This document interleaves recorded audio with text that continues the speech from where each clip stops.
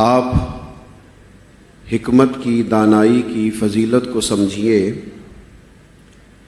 کہ نبی کریم علیہ السلام نے جس طرح تعلیم کتاب ارشاد فرمائی، اسی طرح اپنی امت کو حکمت کی تعلیم بھی دی۔ محفل میلاد کے اس خوبصورت موقع پر امت کو ایک بات ضرور سمجھنی چاہیے کہ تبلیغ دین، ترویج شریعت، اشاعت دین، اس میں ایک پہلو جو بڑا پیش نظر رکھنا ضروری ہے وہ حکمت، دانائی اور تدبر ہے۔ ہمارے ہاں بہت سارے لوگوں کے پاس سرمایہ ہوتا ہے اور اللہ کی توفیق سے ڈھیر سارا ہوتا ہے، لیکن ساتھ حکمت نہیں ہوتی، دانا نہیں ہوتے۔ کچھ لوگوں کے پاس اللہ کے فضل سے علم ہوتا ہے، معلومات ہوتی ہیں، کتابوں پر نظر ہوتی ہے، لیکن دانا نہیں ہوتے۔ کچھ لوگ ایسے ہوتے ہیں جن کو اللہ تعالیٰ اقتدار دے دیتا ہے، شہرت مل جاتی ہے، لیکن وہ بھی حکمت سے خالی ہونے کی وجہ سے کوئی بڑا کام سر انجام نہیں دے پاتے۔ بعض لوگوں پر اللہ تعالیٰ اپنے فضل سے یہ انعام کرتا ہے کہ مال کے ساتھ ساتھ، علم کے ساتھ ساتھ، اقتدار کے ساتھ ساتھ انہیں دانائی بھی عطا کرتا ہے۔ اور یہ اللہ تعالیٰ کی بہت بڑی نعمت ہے کہ کسی شخص کو کوئی صلاحیت ملے اور ساتھ اسے حکمت اور دانائی بھی ملے۔ اور یہ دانائی، یہ حکمت مومن کی گمشدہ میراث ہے، کہیں سے ملے نا تو لے لینی چاہیے۔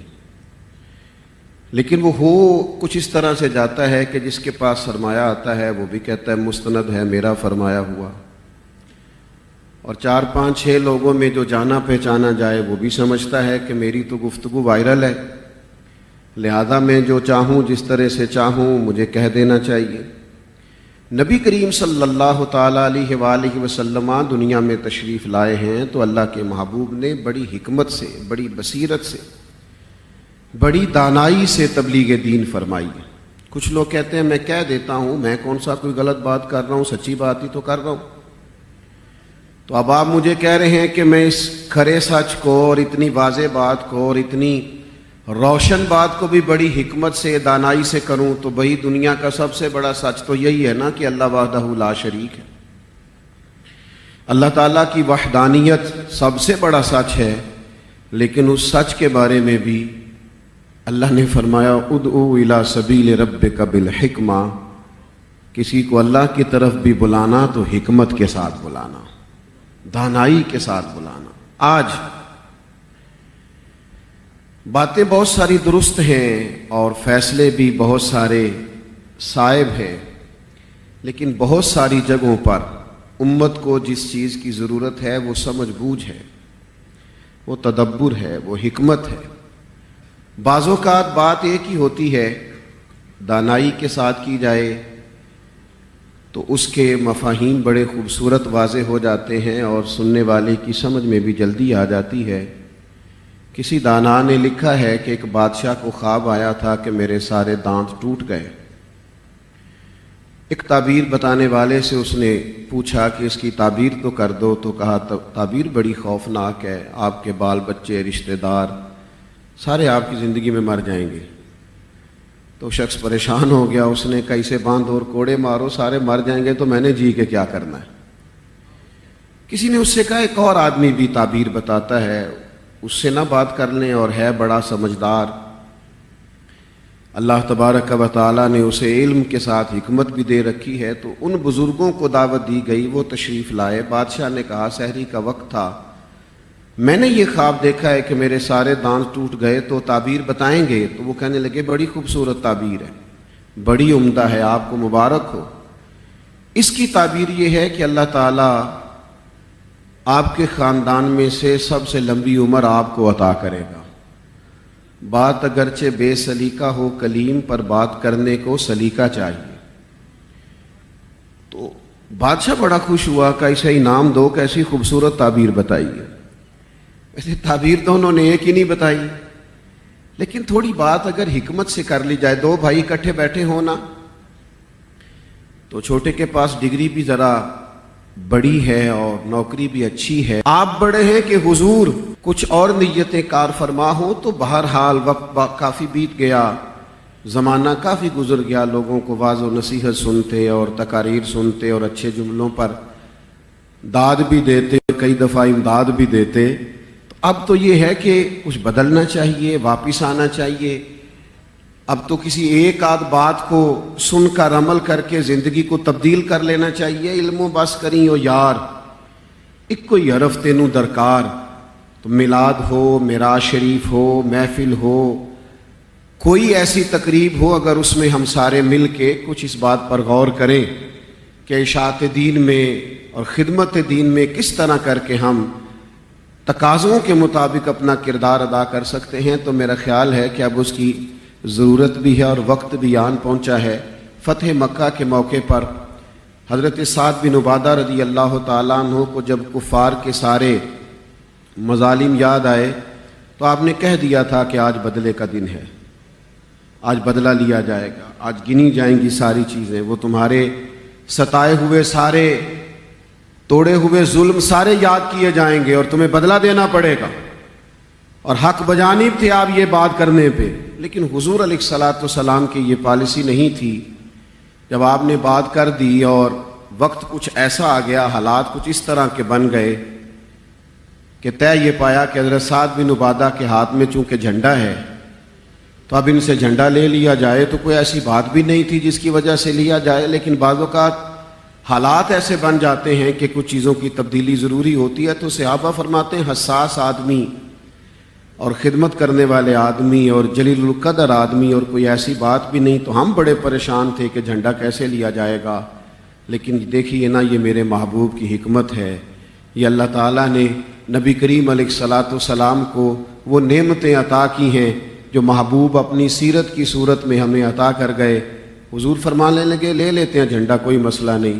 کریم نے بلایا اور بلا کر کے فرمایا سعد میں نے ارادہ کیا ہے آپ سے جھنڈا لے لیا جائے اور آپ کے بیٹے کو دے دیا جائے۔ تو آپ سمجھ سکتے ہیں کہ بیٹا اگر باپ کی جگہ پہ کھڑے ہونے کے قابل ہو جائے تو باپ کے لیے تو سب سے زیادہ خوشی کا مقام ہی یہ ہوتا ہے۔ تو میری ساری گفتگو کا نچوڑ یہ ہے کہ کچھ حکمت، کچھ دانائی، کچھ سمجھ بوجھ، کچھ تدبر، یہی ہمیں ہمارے محبوب علیہ السلام نے سکھایا ہے۔ اس پر آ جائیں گے تو بہت سارے چیزیں نفع بخش اور سود مند ہو جائیں گی۔ اللہ تعالی ہمارے لیے عمل کا رستہ آسان کرے۔ آخر دعوانا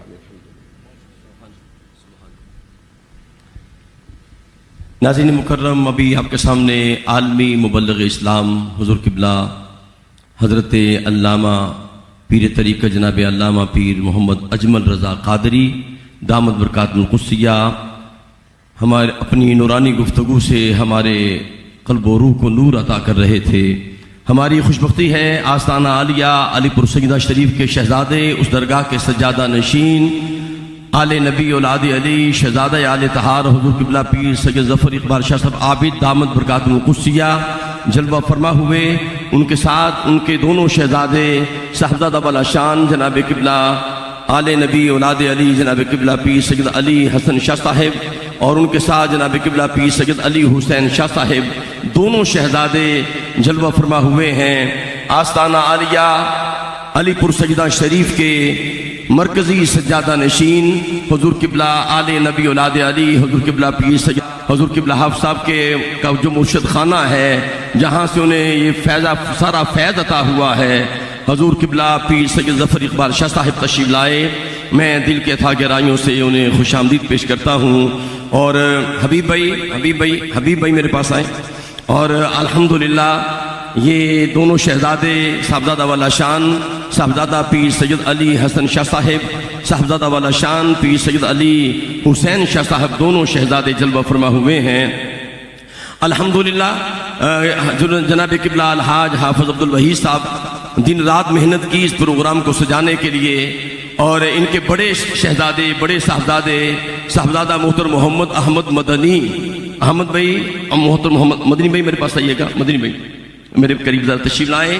یہ قبلہ حافظ صاحب کے بڑے شہزادے ہیں، آج ہی مدینہ پاک سے آئے ہیں، عمر بھائی آج ہی مدینہ پاک سے تشریف لائے ہیں، اور قبلہ حفص صاحب کے چھوٹے شہزادے جناب حبیب صاحب نے دن رات محنت کی ہے اس پروگرام کے لیے اپنی پوری ٹیم کے ساتھ مل کر. میں خراج تحسین پیش کرتا ہوں. شہزادگان غوث الورا کی آپ کے اوپر نظر ہے, اہل بیت کی نظر ہے. اللہ پاک حسنین کریمین کی جوڑی کا صدقہ یہ جوڑی ہمیشہ سلامت رہے. آپ کے شہزادے عبداللہ کے لیے دعا ہے اور جناب صاحبزادہ محترم محمد مصطفیٰ حبیب کے لیے دعا ہے. بہت شکریہ, بہت مہربانی. میں انتہائی ادب و احترام کے ساتھ دعوت خطاب دے رہا ہوں اس عظیم ہستی کو. دعوت جی سر خطاب کے لیے.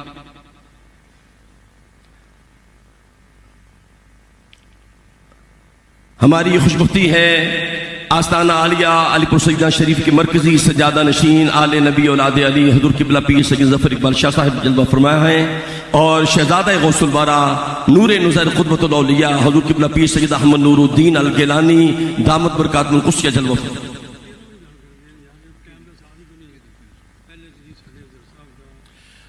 بسم اللہ الرحمن الرحیم.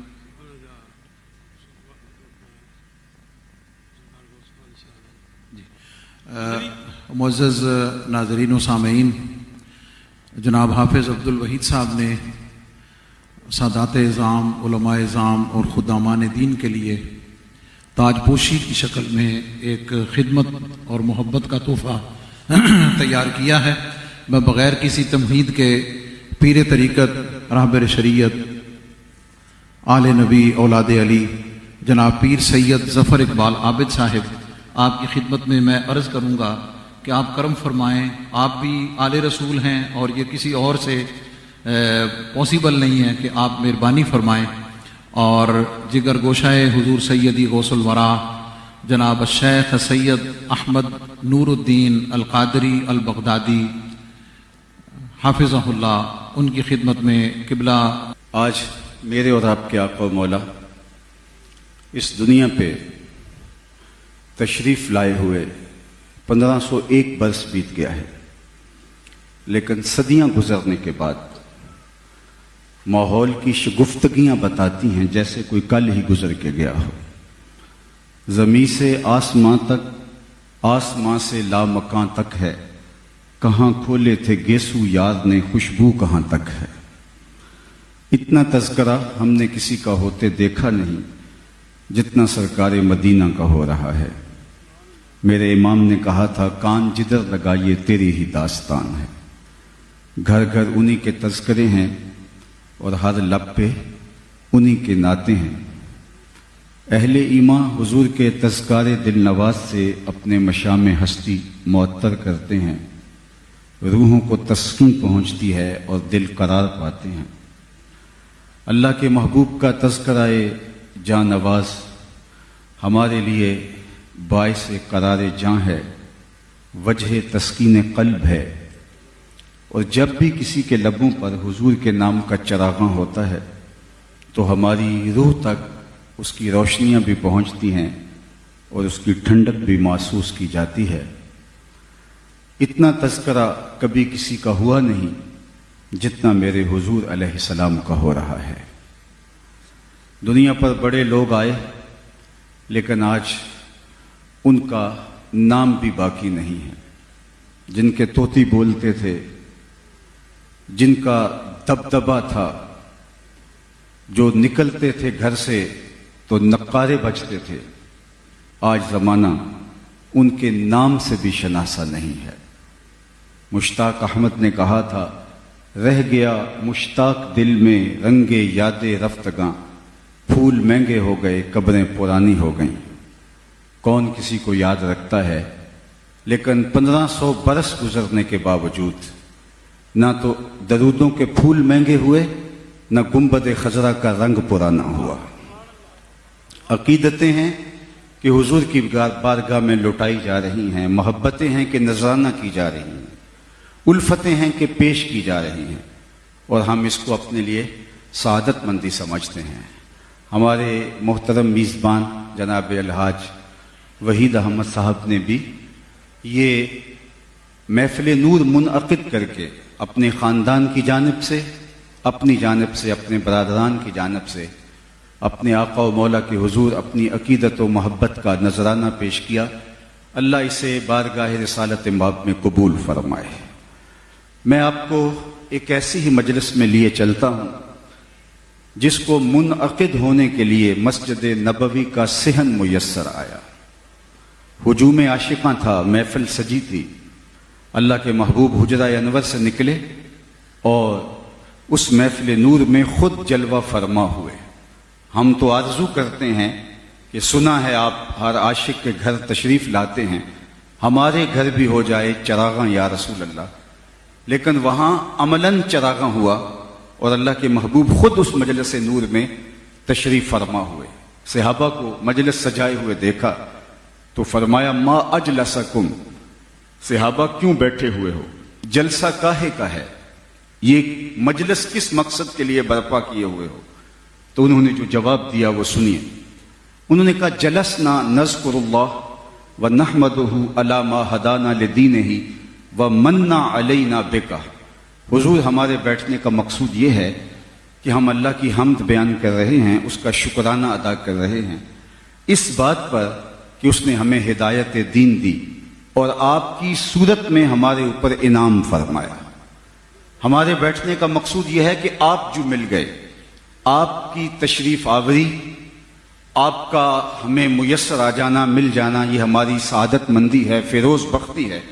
اس پر ہم اللہ کے شکرانے کی مجلس برپا کیے ہوئے ہیں. آپ کو اگر کوئی پوچھے کہ آج رات کا ایک پہر بیت گیا ہے اور بلکہ رات نصف سے آگے کا سفر طے کر رہی ہے اور آپ ابھی تک بیٹھے ہیں، تو آپ کے بیٹھنے کا مقصود کیا ہے؟ تو آپ برجستہ یہی کہیں گے حضور کا ذکر سننے کے لیے آئے ہیں. اور جب آپ یہ بات کہیں گے تو بات ختم ہو جائے گی. اب حضور نے صحابہ سے پوچھا کیوں آئے ہو؟ تو انہوں نے کہا کہ ہم اس مقصد کے لیے آئے ہیں کہ اللہ نے آپ کی صورت میں ہمارے اوپر جو انعام کیا اس کا شکرانہ ادا کریں. اللہ اکبر. بات تو ختم ہو جانی چاہیے تھی، لیکن حضور نے فرمایا صحابہ کیا تم اس بات پہ قسم دیتے ہو کہ اسی لیے بیٹھے ہو، تمہارے بیٹھنے کا کوئی اور مقصود نہیں ہے؟ تو انہوں نے برجستہ کہا جی حضور ہم اسی لیے بیٹھے ہیں. تو فرمایا تم اس پہ قسم دے سکتے ہو؟ انہوں نے کہا جی ہم اس پر حلف دے سکتے ہیں. اور یہ بات صرف بات کی حد تک نہیں تھی، اللہ کے محبوب نے باقاعدہ ان سے حلف لیا اور انہوں نے باقاعدہ حلف دیا. عمومی طور پہ ایسے امور پر نہ کوئی حلف لیتا ہے اور نہ کوئی حلف دیتا ہے، لیکن مجمع اصحاب سے حضور نے باقاعدہ حلف لیا اور انہوں نے باقاعدہ حلف پیش کیا. جب وہ حلف دے چکے تو وہ تو غلام تھے، مجال دم زدن نہیں تھا، لیکن دل میں ایک سوال تو بر رہا تھا کہ یہ موقع محل حلف کا نہیں، حضور نے ہم سے قسم کیوں لی؟ تو حضور نے جب ان کے چہروں پہ پھیلے ہوئے استجاب کی کیفیت کو دیکھا تو حضور نے خود ہی ارشاد فرمایا صحابہ تم سوچ رہے ہوگے کہ میں نے تم سے قسم کیوں لی، تم سے حلف کیوں لیا؟ تو سنو، تم یہاں مجلس برپا کیے ہوئے تھے، میں حجرے میں موجود تھا، میرے پاس جبریل امین حاضر خدمت ہوئے، فاخبرنی ان اللہ یباہی بکم الملائکہ، اور انہوں نے آ کے مجھے کہا محبوب آپ یہاں جلوہ فراز ہیں، ذرا باہر کو نکل کے دیکھیے، آپ کے صحابہ کے اس عمل پر اللہ ملائے اعلیٰ میں ناز فرما رہا ہے، اللہ فخر و مباحات کر رہا ہے آپ کی اس مجلس پر. اللہ اکبر. عالی مرتبت سامعین میں صرف آپ کی توجہ چاہوں گا. تو اس بات پر اللہ عالم بالا میں فرشتوں میں فخر فرما رہا ہے کہ یہ میرے محبوب کے آنے پر اللہ کا شکرانہ ادا کر رہے ہیں، میرا شکر ادا کر رہے ہیں. یہ کتنے قدر شناس نکلے کہ میں ایک نعمت دی اور اس نعمت کے شکرانے کو ادا کر رہے ہیں. اللہ کی رحمتوں سے کوئی بعید نہیں کہ آج کی مجلس بھی قبول کر لی جائے اور اللہ فرشتوں سے فرمائے دیکھو صدیاں بیت گئیں اور یہ آج بھی بیٹھ کے اس نعمت کا شکرانہ ادا کر رہے ہیں. باقی جہاں تک حضور کی صورت میں انعام خداوندی کے شکرانے کا حق ادا کرنے کی بات ہے تو ہمارے بدن پہ اتنے بال نہیں ہیں جتنے رسول اللہ کے احسانات. ہمارا ایک ایک عضو بدن قرض رسالت میں جکڑا ہوا ہے. یہ ایک شب کی محفل میلاد کیا ساری زندگی حضور کے نام پہ لگا دیں، حق کے شکر پھر بھی ادا نہ ہو. ان کے آنے سے خدا شناسی تو بڑی دور کی بات ہے، میں کہتا ہوں خود شناسی کا نور بھی نصیب ہوا تو حضور کی دہلیز سے نصیب ہوا. اگر ان کی دہلیز نصیب نہ ہوتی تو انسانیت کا بھٹکا ہوا یہ قافلہ آج کس گڑھے میں اور کس وہ کنویں کے اندر ظلمت کدے کے اندر ٹھوکریں کھا رہا ہوتا. نہیں تو دیکھ لو جو انسان اپنے آپ سے بھی آگاہ نہ ہو، مجھے بتاؤ خدا شناسی کا نور اس کو کیسے ملے گا؟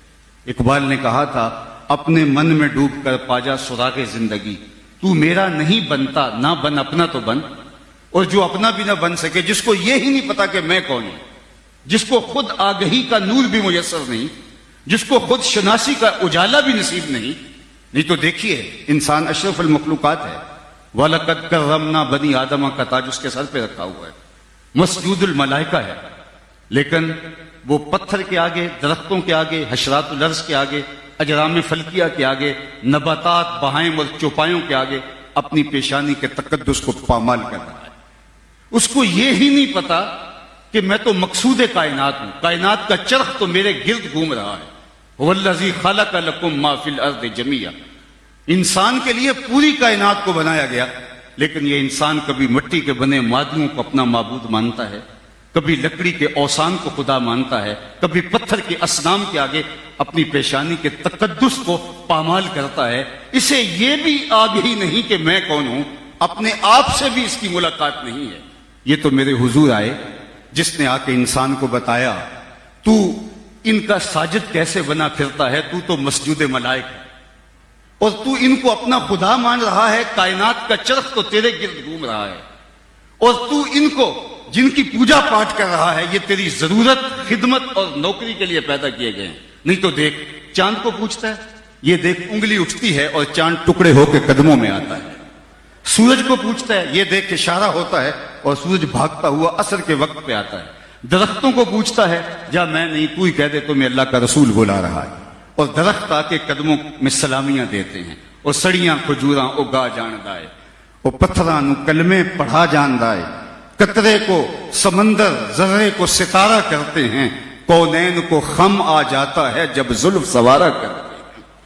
اب حضرت انسان کی آنکھ کھلی کہ میں جن کو معبود سمجھتا تھا وہ تو میرے نوکر نکلے، میری دہلیز کے فقیر نکلے. اب اسے اپنے آپ سے ملاقات ہونے لگی. اب اس کی ٹون بدل گئی، اس کا لہجہ تبدیل ہو گیا. اب اس کا بدلا ہوا لہجہ دیکھیے.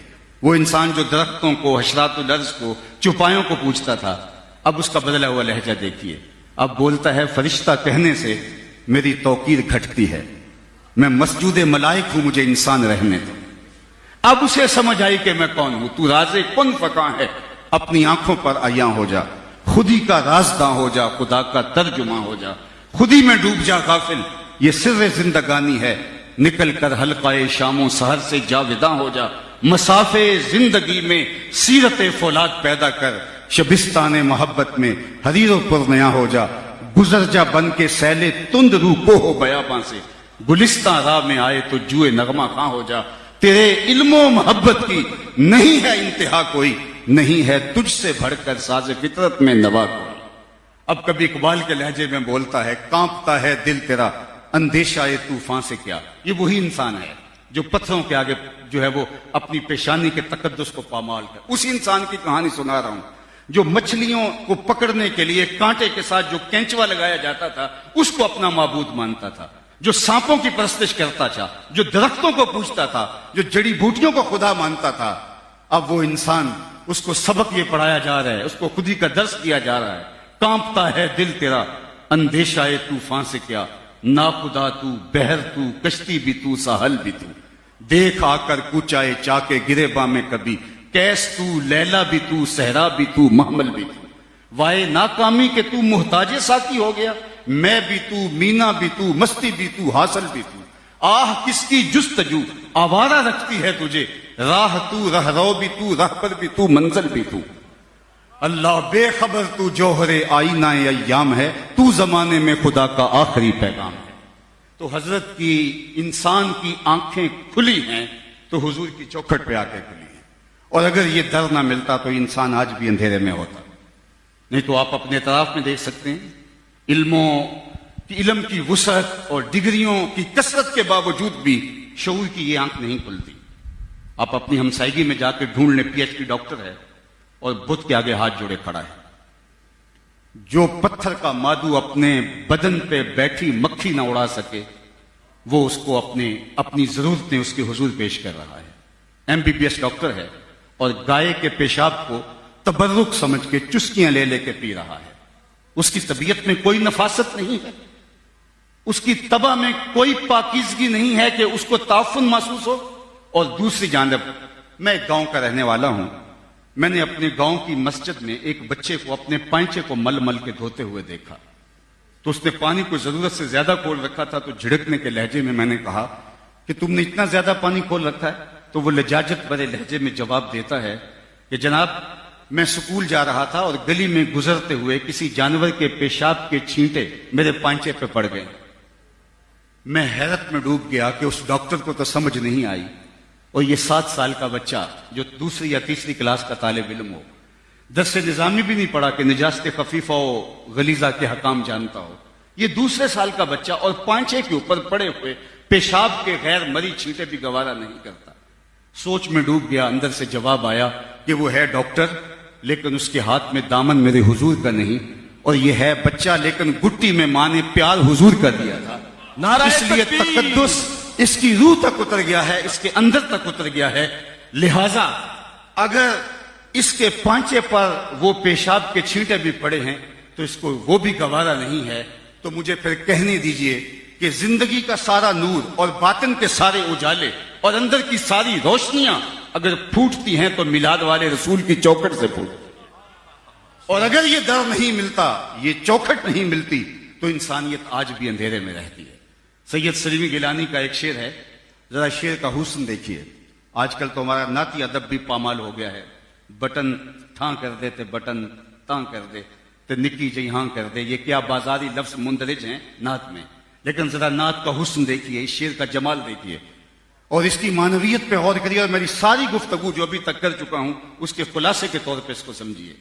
نہ خرد کی روشنی تھی نہ جنوں کی آگہی تھی, نہ خرد کی روشنی تھی نہ جنوں کی آگہی تھی, تیری راہبری سے پہلے یہ جہاں جہاں نہیں تھا, اللہ تیرے آستان سے پہلے کوئی آستان نہیں تھا, میں وہ زمین تھی جس کا کوئی آسمان نہیں تھا.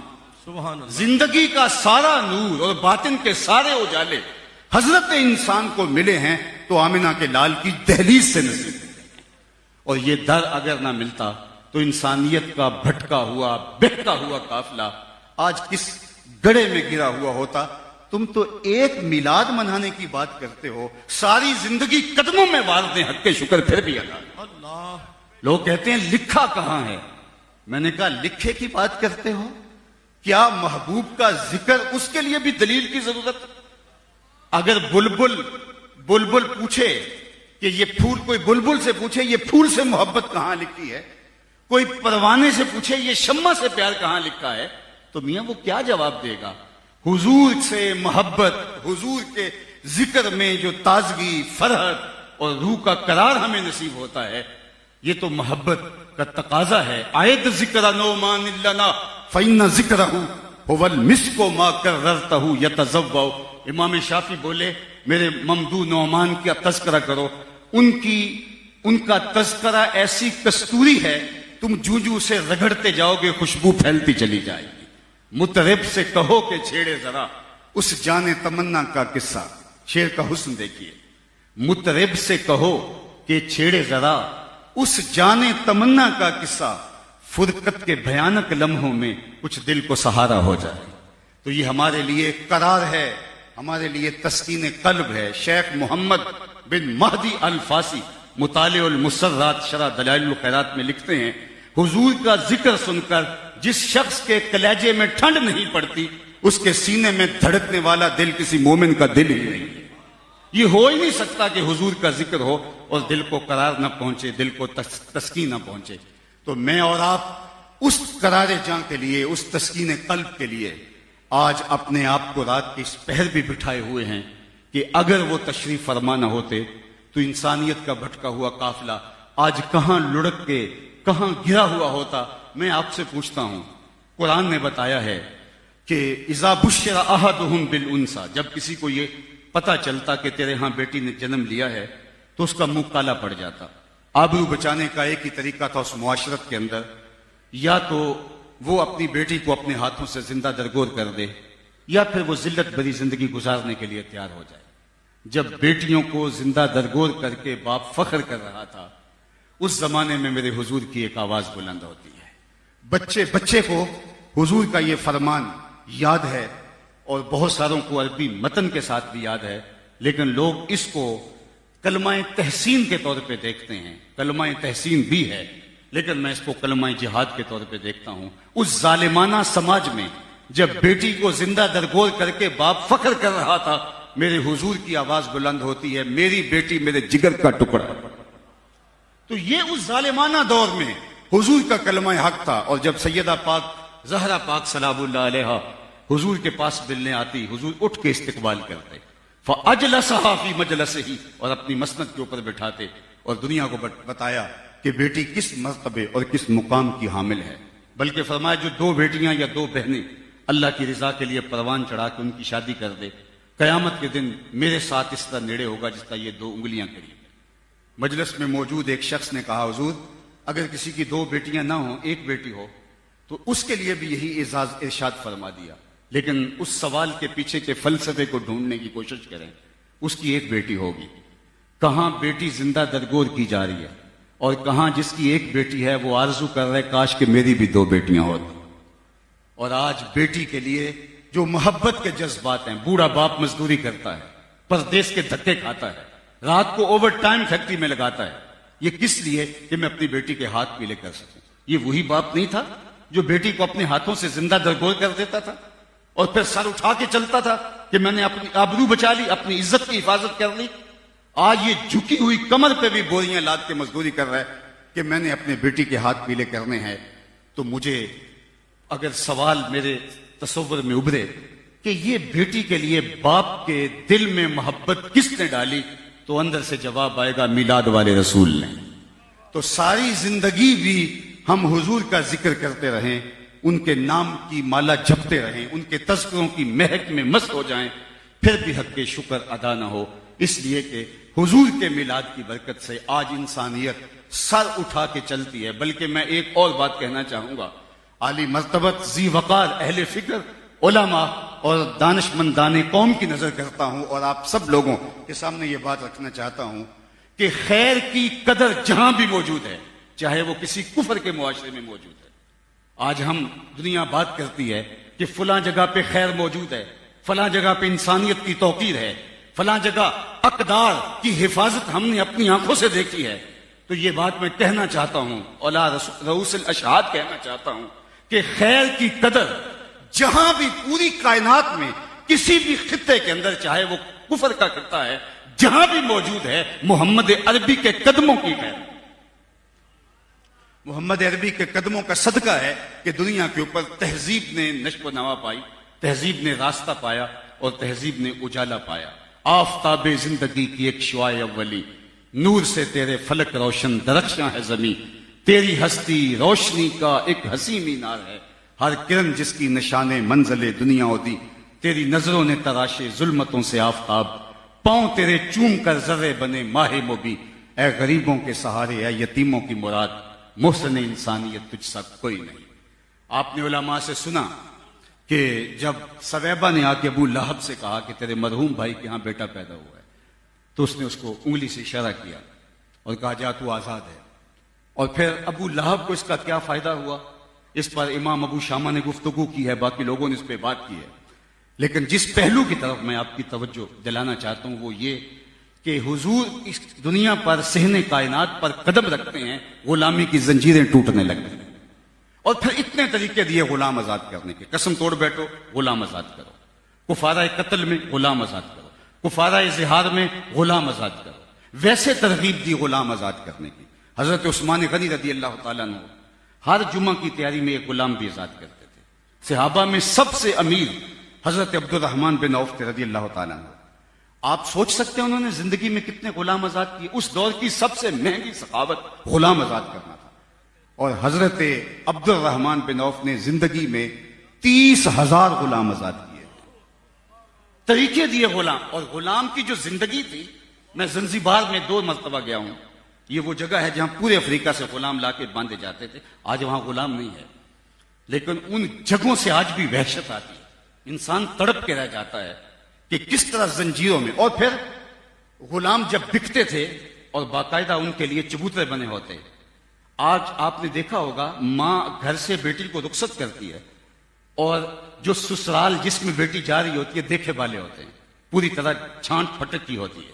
بعض اوقات حقیقی بہن ہوتی ہے, یہ حقیقی بھائی کے گھر میں بیٹی کو بیاہا جا رہا ہوتا ہے, لیکن پھر بھی ماں جب بیٹی کو رخصت کرتی ہے تو وہ دل پکڑ کے بیٹھ جاتی ہے, آنسو تھمتے نہیں ہیں. باپ بھی بڑے زور سے اپنی آنسو کو روکتا ہے کہ میں بیٹی کو رخصت کر رہا ہوں, حالانکہ اگلے دن ولیمے پہ جا کے ملاقات ہونی ہوتی ہے, تیسرے دن بیٹی نے گھر آنا ہوتا ہے, جب چاہیں فون پہ بات کریں, لیکن ڈر لگتا ہے. ماں بھی کپ کپا رہی ہوتی ہے اور باپ کی آنکھوں میں بھی آنسو تیر رہے ہوتے ہیں.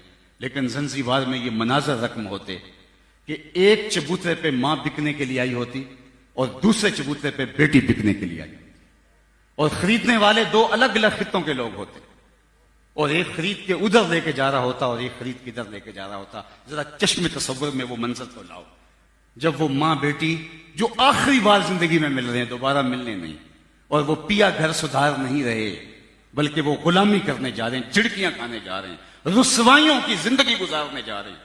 اقبال نے کہا تھا غلامی کیا ہے, ذوق حسن و زیبائی سے محرومی, جسے زیبا کہیں آزاد بندے ہے وہی زیبا. بھروسہ کر نہیں سکتے غلاموں کی بصیرت پر کہ دنیا میں فقط مردانے حر کی آنکھ ہے بینا. یہ ماں دوسرے خطے میں جا رہی ہے اور بیٹی دوسرے خطے میں جا رہی ہے, اور دونوں الگ الگ آقا خرید کے لے جا رہے ہیں, اور ان کی جب آخری ملاقات ہوتی ہے ان کی آنکھوں سے نکلتے ہوئے گرم آنسوؤں کی حدت کو کوئی محسوس کر سکتا ہے؟ یہ ذلت تھی, یہ رسوائی تھی غلاموں کا, یہ غلاموں کی یہ قسمت تھی. بیٹیاں ماؤں سے یوں رخصت ہوتی, بھائی بھائی سے رخصت ہوتے, باپ بیٹے سے رخصت ہوتا. لیکن میرے حضور نے کیا کہا؟ فرمایا جو خود کھاتے ہو انہیں کھلاؤ, جو خود پہنتے ہو انہیں پہناؤ. اور پھر غلامی کے اتنے طریقے آزاد کرنے کے دیے کہ آج دنیا کے اوپر اس صورت کی غلامی باقی نہیں رہی ہے. یہ کس نے دیا؟ وہ غلام جو آقا کا جوتا دھوپ سے اٹھا کے چھاؤں میں رکھے, آقا اس پہ بھی کوڑے مارے, لیکن میرے حضور نے غلام کو کتنی عزت دی. معراج سے واپس پلٹے اور بلال حبشی سے کہا تو کون سا نیک عمل کرتا ہے, میں جنت میں تیرے قدموں کی آہٹ سنتا رہا. تو صاحب ایک دن کا میلاد کیا, ساری زندگی ان کے نام لگا دیں, حق کے شکر ادا نہ ہو, چونکہ ان کے دم سے ہی زندگی ملی ہے. زندگی کو زندگی حضور کی وجہ سے نصیب ہوئی ہے. اگر وہ تشریف نہ لاتے تو انسانیت کا یہ بکھرا ہوا قافلہ, یہ بھٹکتا ہوا قافلہ, یہ بہتا ہوا قافلہ, یہ خانمہ برباد قافلہ آج جس گڑھے کے اندر گر کے زندگی کی بازی ہار گیا ہوتا تو انسانیت تو وحشیوں سے بھی بدتر زندگی گزار رہی تھی. تو حضور نے آ کے انسانیت کو وقار بخشا. یہ وقار اگر ہم اس کی حفاظت نہیں کر سکے, اگر کسی اور قوم نے اس کی حفاظت کی ہے تو سنو یہ دین میلاد والے رسول کی. تو جہاں بھی خیر کی قدریں موجود ہیں یہ قدریں حضور نے عطا کی ہیں. میں آخری بات ایک عرض کر کے اپنی گفتگو کو سمیٹتا ہوں, اور وہ یہ کہ دنیا کے اوپر جتنی بھی خیر کی قدریں تھیں سب قدریں پامال ہو گئی. میں ایک دیہات کا رہنے والا ہوں اور میں جانتا ہوں کہ گاؤں میں کسی ایک شخص کی بیٹی پورے گاؤں کی بیٹی ہوتی تھی, اور آج جس کی بیٹی ہے اسی کی بیٹی ہے. بھائی چارے ٹوٹ گئے, خون سرخ ہو سفید ہو گئے, ایک دوسرے کے جبے اور ایک دوسرے کے جو ہے وہ امامے نوچے جا رہے ہیں. جس دور نافرجام سے ہم گزر رہے ہیں الیاذ باللہ کہنے کی تو کوئی بات ہی نہیں رہی. آج قدریں فنا ہو گئی, ہر قدر زوال پذیر ہوئی ہے. لیکن ایک چیز ہم نے دیکھی ہے کہ ہر خیر کی قدر نیچے گئی ہے, ذکر رسول اوپر گیا ہے. تو اس کی کیا وجہ ہے؟ تو اس کی وجہ یہ ہے کہ جو قدریں تھیں ان کی حفاظت کرنا ہماری ذمہ داری تھی, ہم وہ نبھا نہ سکے, اور اللہ نے حضور کے ذکر کو بلند کرنا ہمارے ذمے چھوڑا ہی نہیں تھا, یہ اپنے ذمہ کرم پہ رکھا تھا. اس لیے ہر آنے والا لمحہ, ہر ساعت اور ہر گھڑی حضور کے ذکر کے چراغاں کے ساتھ, حضور کے ذکر کے اجالوں کے ساتھ ہر لمحہ ہر ساتھ بڑھتی چلی جائے گی, اور یہ نور پھیلتا چلا جائے گا, اور کائنات کا ایک ایک گوشہ حضور کے ذکر سے منور ہوگا. بارگاہ عزدی میں دعا ہے کہ آج کی اس مبارک مقدس اور نورانی محفل کا ایک ایک لمحہ بارگاہ عزدی میں قبول فرما لیا جائے, اور ہمارا یہاں بیٹھنا اللہ اپنی بارگاہ میں مستجاب کرے. دنیا آخرت کی بہاریں ہم سب کی جھولیوں میں ڈالے. اقبال کے سارے کلام کا رس نچوڑے. اللہ اکبر. اگر میں اپنے سارے کلام کا چل وہ پھر کبھی صحیح انشاءاللہ. اصل وہ نعت تو ہوتی ہے کہ وہ سفارش کے بعد فرمائش کے بعد ایک نیا مضمون شروع ہو جاتا ہے، تو تقریر میں تھوڑا مشکل ہوتا ہے. اللہ آپ کو جزائے خیر دے. تو میں سمجھتا ہوں کہ یہ ہمارے لیے سعادت مندی ہے کہ ہم حضور علیہ السلام کے ذکر کے لیے، حضور کی یاد کے لیے اور حضور کی محبت کے لیے یہاں بیٹھے ہیں، اور یہ ساری زندگی اور ساری رات بھی گزر جائے. سچی بات تو یہ ہے کہ راتیں بیت جاتی ہیں، لمحے گزر جاتے ہیں، لیکن حق کے شکر ادا نہیں ہوتا. مجھے ظہوری صاحب یاد آئے، جی چاہتا اس رات نو میں محشر دی فجر تک روک لواں، جے وس چلے میرا تے سونے نو حشر تک روک لواں. نہ نظر کرم دی چات مکے، نہ یہ بات مکے، نہ یہ رات مکے، مگر دل کے ارمان نہ پورے ہوئے تھے ابھی. یہ غضب ہو گیا کہ سحر ہو گئی، ان کی زلفیں جدھر بھی بکھرتی گئی، گیت گاتی ہوئی شب ادھر ہو گئی. ان کی آنکھوں میں ایسا نشہ تھا فراز، جس نے دیکھا وہی لڑ کھڑاتا گیا. اس طرف ہی بہاروں کے رخ پھر گئے، جس طرف کے نشیلی نظر ہو گئی. چاند گہنا گیا، مہر شرما گیا، حسن ہر ایک شے کا سوا ہو گیا. ان کے آنے کا یارو مزہ آ گیا، پوری دنیا ہی شیر و شکر ہو گئی.